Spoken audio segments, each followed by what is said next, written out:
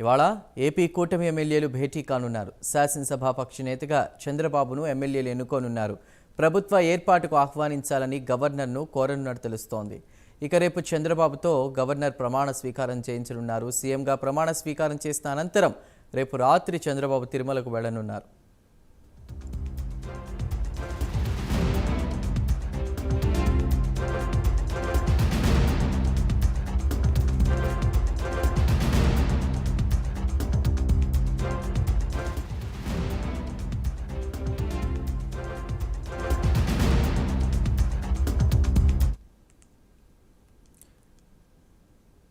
Right, ఇక రేపు ఏపీలో ప్రధాని మోదీ పర్యటించనున్నారు. చంద్రబాబు ప్రమాణ స్వీకార కార్యక్రమం కూడా జరగబోతోంది.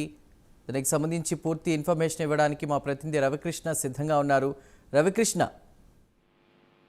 అంటే చందు, ఈ రోజు విజయవాడ ఏ కన్వెన్షన్ హాల్లో ఎమ్మెల్యేల భేటీ జరుగుతుంది. కూటమికి సంబంధించిన ఎమ్మెల్యేలు ఎవరైతే ఉన్నారో గెలిచినటువంటి 164 మంది తో భేటీ జరుగుతుంది. ప్రధానంగా ఏంటంటే తమ నేతగా కూడా చంద్రబాబుని ఎన్నుకుంటారు. దీనికి సంబంధించి ఈ భేటీకి జనసేన అలాగే టీడీపీ అదే విధంగా కూడా ఇక్కడ బీజేపీకి సంబంధించిన ఎమ్మెల్యేలు ఎవరైతే ఉన్నారో వాళ్ళందరూ కూడా హాజరవుతారు. అంటే పవన్ కళ్యాణ్ తో సహా చంద్రబాబు, పవన్ కళ్యాణ్ అదే విధంగా కూడా మిగతా బీజేపీ తరఫున ఎమ్మెల్యేలు ఎవరైతే ఉన్నారో వాళ్ళందరూ కూడా హాజరవుతారు. 10:30కి ఈ కార్యక్రమ సమావేశం జరగనుంది. ఈ సమావేశంలో ఆయన ఏకగ్రీవంగా కూడా చంద్రబాబుని తమ నేతగా ఎన్నుకుంటారు. ఎన్నుకున్న తర్వాత ఈ లెటర్ ని ఎన్నుకున్నట్లుగా కూడా తెలియజేస్తూ గవర్నర్ కి లెటర్ సమర్పిస్తారు. తమ పార్టీని ఆహ్వానించాలి, గవర్నమెంట్ ఏర్పాటు చేసుకోవడానికి అనే నేపథ్యంలో ఆహ్వానించేటువంటి పరిస్థితి అయితే ఉంటుంది. ఆ లెటర్ ఇచ్చిన తర్వాత గవర్నర్ దాన్ని చూసి చంద్రబాబుని గవర్నమెంట్ ఏర్పాటు చేసుకోవడానికి, టీడీపీకి సంబంధించినటువంటి ప్రభుత్వం ఏర్పాటు చేసుకోవడానికి ఆయన ఆహ్వానించే పరిస్థితి అయితే ఉంటుంది.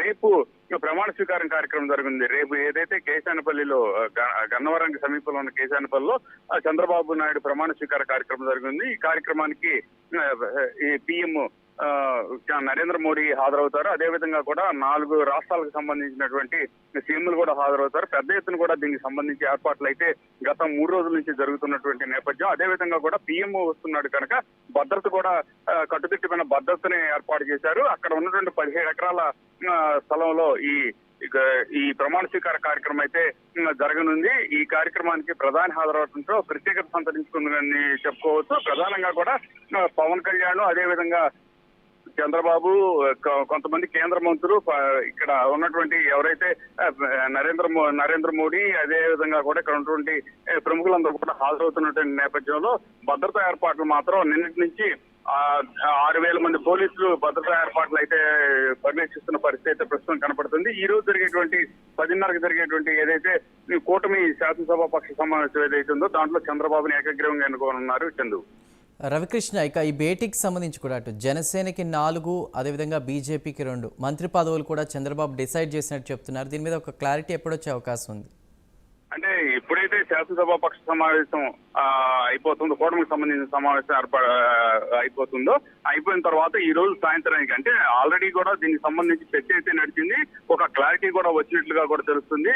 ఒక పక్కన బీజేపీకి 2, అదే విధంగా కూడా జనసేన పార్టీకి సంబంధించి 4 మంత్రి పదవులు కూడా ఇచ్చినట్లుగా కూడా తెలుస్తుంది. దీనికి సంబంధించి పవన్ కళ్యాణ్ కూడా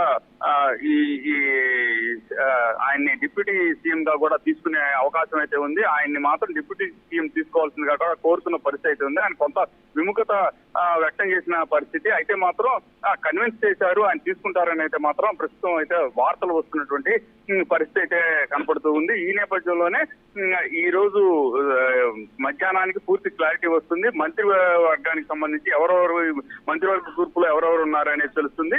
ఎవరైతే మంత్రులుగా తీసుకోతున్నారో వాళ్ళకి మాత్రం స్వయాన చంద్రబాబు నాయుడు ఫోన్ చేస్తారు. ఫోన్ చేసి వాళ్ళకి మంత్రివర్గంలోకి ఆహ్వానించే పరిస్థితి అయితే ఉంటుంది. జనసేనకి సంబంధించి మాత్రం పూర్తి క్లారిటీతో కూడా ఉన్నారు. అదే విధంగా కూడా బీజేపీకి సంబంధించి కూడా పూర్తి క్లారిటీతో ఉన్నటువంటి పరిస్థితి ఉంది. మొత్తానికి జనసేనకి అయితే 4 నుంచి 5 మంత్రి స్థానాలు, అదే విధంగా కూడా బీజేపీకి అయితే 2 మంత్రివర్గంలో స్థానాలు లభించేటువంటి అవకాశం అయితే ఉన్నట్లుగా కూడా తెలుస్తుంది. Chandu, right Ravikrishna, thank you.